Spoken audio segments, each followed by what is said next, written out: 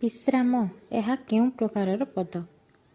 सर्वनाम, विशेषण, विशेष्य, क्रिया। आंसर टी होछि विशेष्य। केउंटी जल शब्दर प्रतिशब्द नुहे? तय, सलील, उदक, अंबु। आंसर टी होछि सलील। लुहा जानी पानी देबा रूढ़ीर अर्थ कौन? अनिष्ट करिबा, कठिन परिश्रम करिबा, गुरुत्व उपलब्धि न करिबा, व्यवहार अनुसारे व्यवहार करिबा।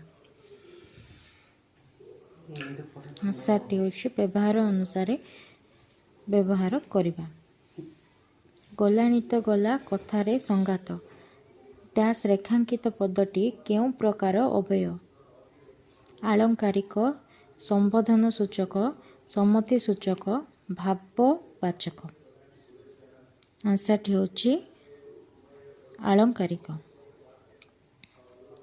नि उपसर्ग जगरे गठित शब्दटी को चिन्हाओ।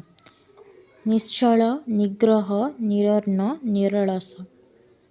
आंसर टी होछि निग्रह। अस्तव्यस्त करि पकाइबा अर्थ प्रकाश करुवा रूढ़ी को चिन्हाओ। मन घर धरिबा, घर बुड़ी पानी आंठुए, ठेकिए पानी पियाइबा, तीनी पांजीरु जीवा। आंसर टी होछि ठेकिए पानी पियाइबा।